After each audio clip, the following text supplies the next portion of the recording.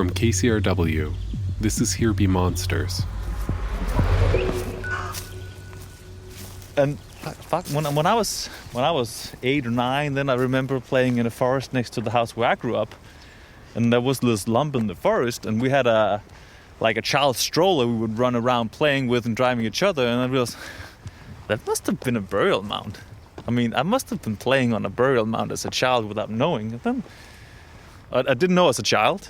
It was just something that was intuitively good to play with. My mom certainly didn't know. My father didn't know.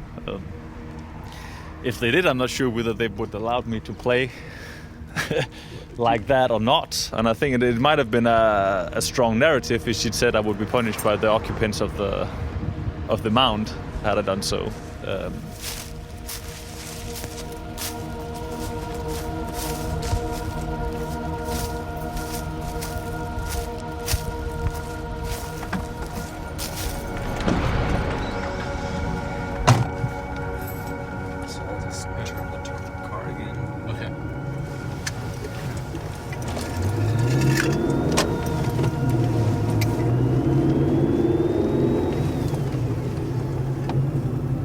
Let me rewind for a second. Can you teach me how the right way to say it? The Underearthlings. Underjordiske. One more time. Underjordiske. Underjordiske. Yeah, underjordiske. And that literally means underground. Yeah. Under is under, and jord is earth or ground. So I think in the thesis I would use the word sort of subterraneans to capture that it's something that's below ground, or underearthlings, as you mentioned, could be another way. Underground, it sounds a bit silly. Yeah. But essentially it sort of refers to a being, and I prefer saying being than creature, that sort of lives in the burial mounds. So when you look at the tales and the way that they're described, then sometimes they're small, pixie-like, with red hats. Most of the time they're just referred to as underearthlings that appear to be rather similar to the humans. So the only difference is that we live on the farmsteads, they live in the burial mounds or specific sites on the fields. You're calling them burial mounds? Burial mounds, yeah. There's one mound there. We just have a mound here. We just passed another one out in the field behind us. There's a really, really beautiful one. Most of them are Bronze Age sort of burial sites. But it was only in the 1937 that prehistoric sites were actually sort of protected by law. So up until that, the only sort of actual protection was the stories about how if you were digging into the burial mound, you would be sort of struck by catastrophe. You would be punished by the inhabitants of the mound. One of the reasons that archaeologists think that quite a few of them still remain in the landscape is because they've been under the sort of protection of the Underearthlings. This one, this is called Svenshøj. Sven is a sort of a Danish male name. So the big one there in the field, and it's been rumored, is one of the tale that this is a place where a lot of subterraneans meet. Huh. So we'll just run down and look, and then we'll go to Regenjord.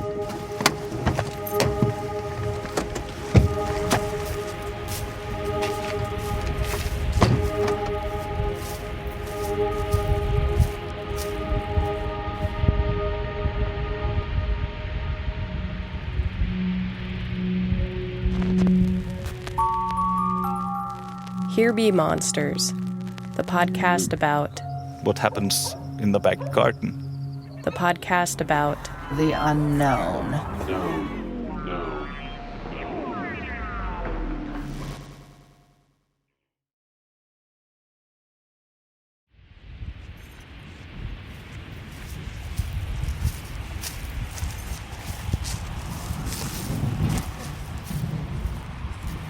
I mean, it's definitely beautiful, yeah? Definitely. Do you see, I mean, you grew up here, do you see the beauty of the place you came from, or is it hard to see that? No, I think I see it more now than growing up. Because growing up, then, well, this is just where you live. But actually having the opportunity to return, in a sense, with the project to actually be able to study the landscape. I think I appreciate it much more now than I did while growing up. Is it Quite windy though. is it always this windy here? No, but it can be a lot windier than this. I mean, always on the top of these mounds, you feel the wind a bit more. Yeah. So this is a bit taller than the one up there. I think this one is even bigger. Yeah. Just in a couple sentences, can you say where we are and what would be underneath us if we could see what was underneath us? Well, we are at a burial mound called Southern Mound or Sønderhøj in the parish of Ibsker, John Bornholm. It's a burial mound. It's probably 5 to 6 meters tall. Depending on the kind of gaze we have, if we were to look into the mound, we would either expect to find some sort of burial, perhaps a bronze sword. There might be gold. If we were to look in the more magical way, then this would be the dwelling place of the families of subterraneans. They would have the living room where they would do their baking, brew their beer, and where they would be with their families. And then from time to time they would venture out. And then other than that, then you mostly hear about them when there's some sort of quarrel between the subterranean inhabitants and then the people that are sort of plowing too close to the mound, or they have some sort of disagreements of how to utilize the landscape. Yeah. Other than that, they take care of themselves. Can you say your name and the title of your thesis? Yeah. I'm Lars Christian Kofod Rømer. Lars Christian Kofod Rømer in Danish. It's a PhD in anthropology, and it's called what is it called actually? Tales of a Subterranean Landscape. No, Tales in an Underground Landscape. We'll have to look at. I can't remember now actually. Well, 3 years of your life. I'll have to think. Tales in an Underground landscape.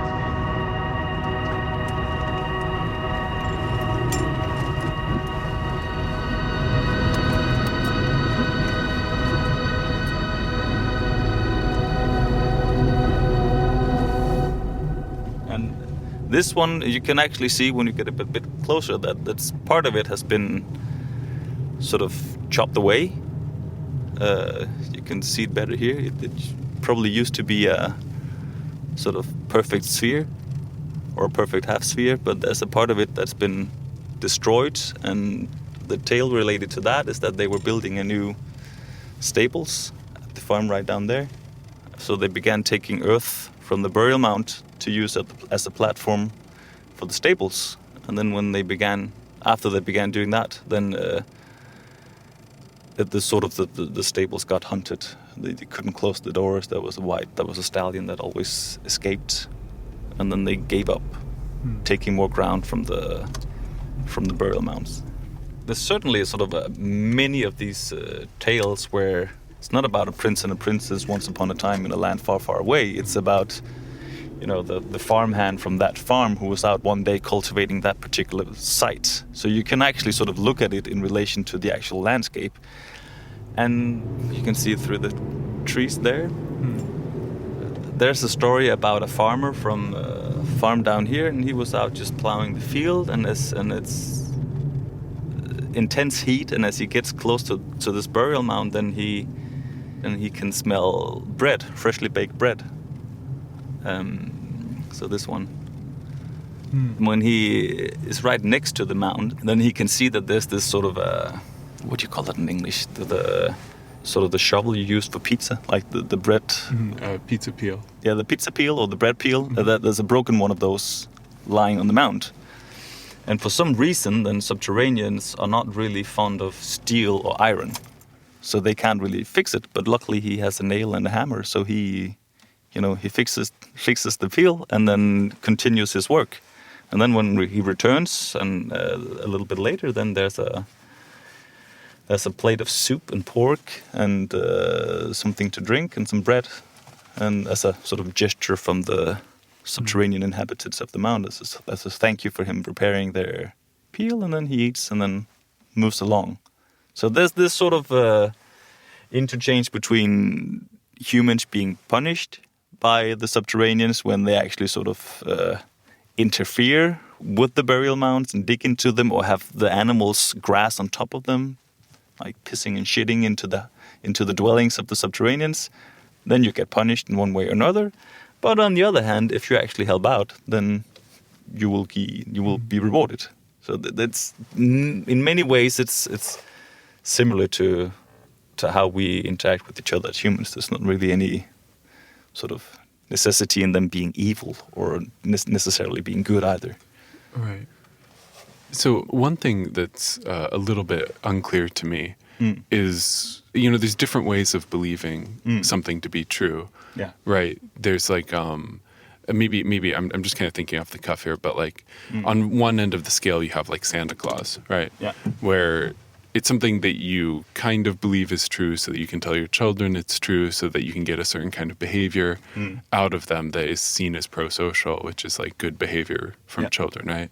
You have something kind of in the middle, which is, say, like Sasquatch, right? Where it's like this creature that'll some people believe is true, maybe not the majority, like believe it is like really out there, but just very shy.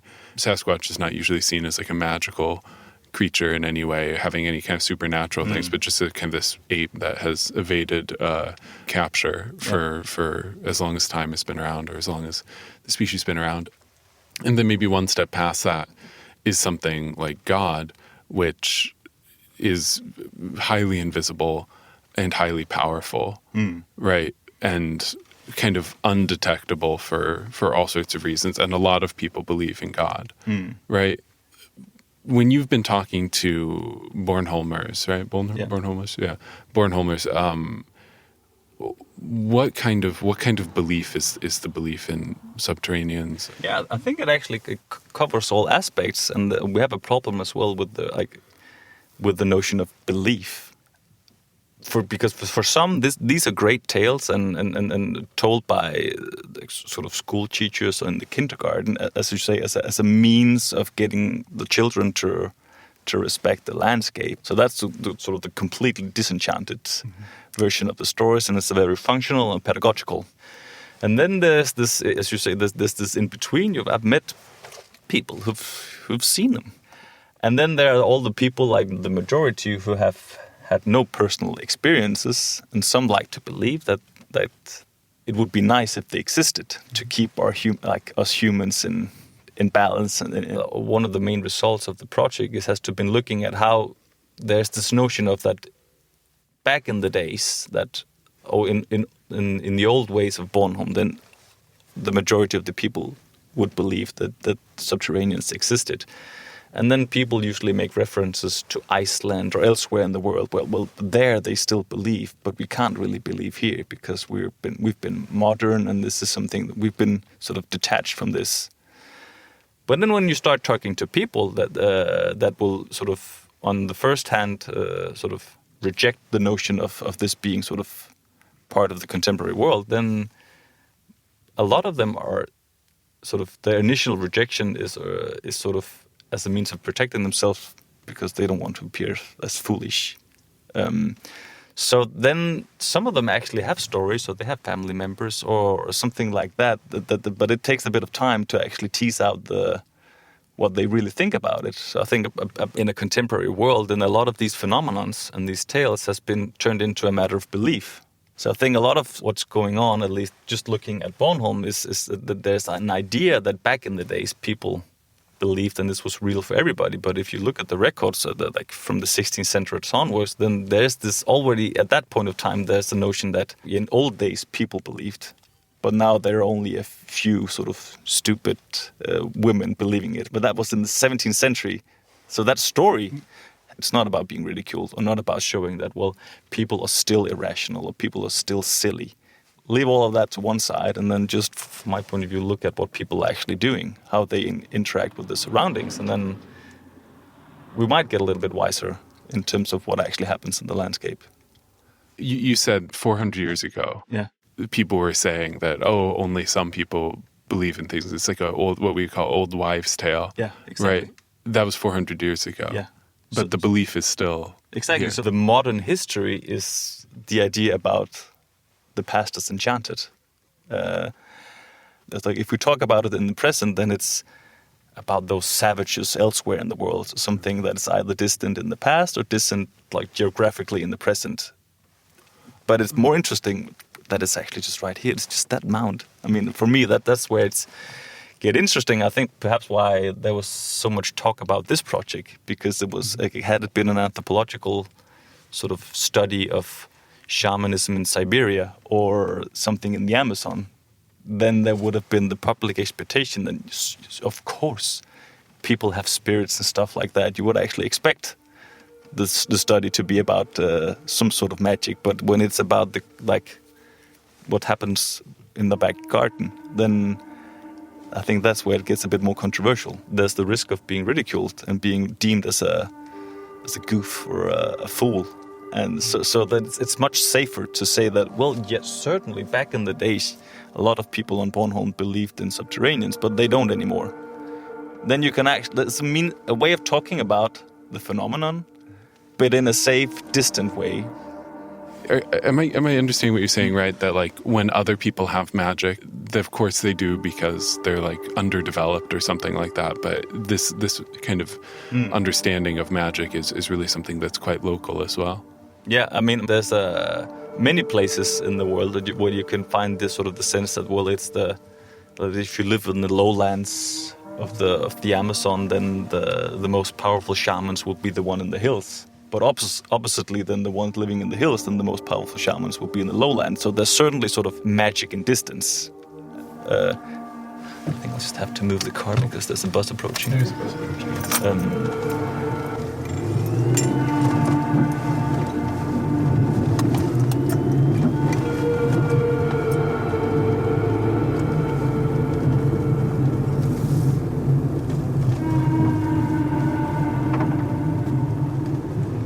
But yeah, there was quite a bit of fuss in the beginning when I received the grant from the Danish Independent Research Councils, where I was suddenly transformed in media from being an anthropologist, essentially just trying to do the same work in Denmark as anthropologists has been doing for centuries, sort of in the third world.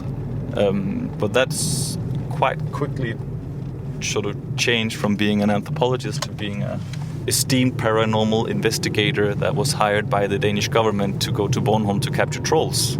I think the beauty of modern technology is that these stories can travel so fast, and you can see how Google Translate can literally fuck things up in an instant, and then the journalists don't really have any time to check. But I started receiving these like sort of requests from Argentine, from RT.com, and different people asking me what techniques I was planning to use to capture the trolls and stuff like that, which was amusing at one hand, but also sort of not really what I was supposed to do. So I decided not to do that much in terms of managing the media. How are we? I'm just gonna stop very shortly here because the stone there. Which stone? Oh, the big one. The big stone, yeah.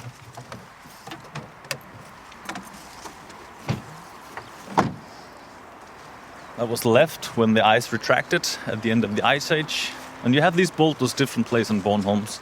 Some of them have tales about that they've been thrown by trolls living in southern Sweden, and they were thrown when they began sort of building the churches in the Middle Ages.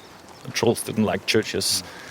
This one is sort of a bit peculiar. That's cup marks or copules, so that's sort of a rock art, presumably from the Bronze Age as well. So all of these are cup marks, which have also given this stone the name of like the devil's bowling alley, because it's been something that the devil has been able to pick up and sort of toss it.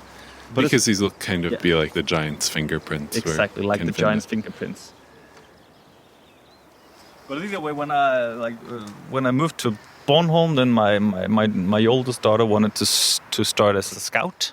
Sort of coincidentally, it turned out that some of what they were doing in the scout club was talking about tales about subterraneans, And one day they were told stories about the subterraneans. They carved these little wooden knives, and then by nightfall they sort of formed a line, and then they walked out here through the forest, and they gathered here in front of the stone, and then the scout leader would tell them that this is a place, this is a subterranean dwelling, and that if we stomp the ground, there would be a hollow sound. And There is a hollow sound. Yeah. Wait, can you do that again? No, I can feel it in my feet. And so she would tell her this is because that the subterraneans live here, and we have to respect their dwelling and protect them. And then the children would sort of, in the lines, they would take turns of sort of putting their wooden knives sort of as an offering in the cup marks, and then stand back, and then by magic a bag of golden chocolate coins would appear, and they would have a bit of candy, and then return to the scout house. There's still something going on where people take the time to make a little miniature gesture towards the surroundings, and then in the scout club, the main effort was not for the children to actually believe in the existence of subterraneans. It had that effect on some of the children, but the main aim was to use the story as a way of educating the children that we have to respect our surroundings, and there's a life in nature that is outside of ours, and we have to respect that. And this is sort of a very, I think, basic way that, regardless of the question of belief and existence, this kind of stories tied to particular places in the landscape can still do something, and can still be used as a sort of a vehicle for creating a particular type of relationship.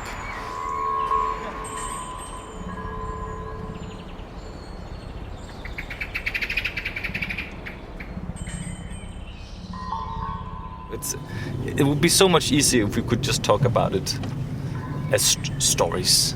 But when you get to meet actual people, you have to look at the personal elements of them as well. And that's where it gets a little bit more tricky, because you can't really fit it into one box. Oh, that's just like Santa Claus, or no, that's like Sasquatch, or no, that's like God, because they can be all of these depending on not just the person, but also on the context within which you talk to the person.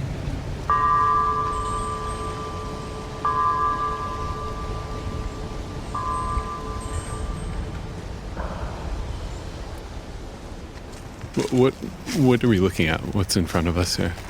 This is just a sort of a typical Bornholm shoreline. Different species of pine and some moss and grass, and then you have the rolling waves of a completely rocky shore. There's no beach whatsoever. If you look closely, some of the places you can actually see the remains of small pools where they've kept the fish, probably in the Middle Ages. And right now it's a fenced area where you have sheep grazing in the summer. Do you think you'll live the rest of your life here? Yeah, I think so. I've always felt that this was home. That my time in Copenhagen was temporary. That was something I had to do out of necessity in terms of getting an education and stuff like that. But it's never felt like a place I wanted to stay and live. Like it's never been a home. It's always been going home to Bornholm. I'm not sure whether I really have the sense of being at home or belonging. I think that's a work in progress. That's something you continually have to work on. But I'm really inspired by the landscape, but I want to learn more, and I want to get more familiar with it. And that's going to take quite a few years. What happens then, that we'll figure that out. Yeah. But I could definitely see myself living here for the remainder of life and becoming this old, grumpy sort of man that knows the tales and hopefully can still be active and enjoy the landscape.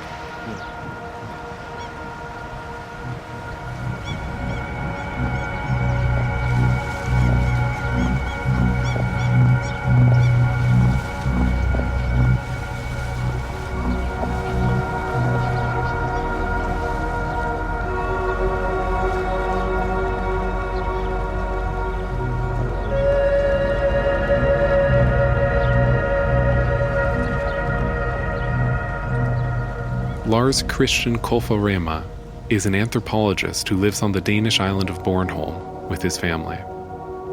If you ever visit Bornholm, be sure to go to his wife's restaurant, where I ate the best pierogies I've ever had.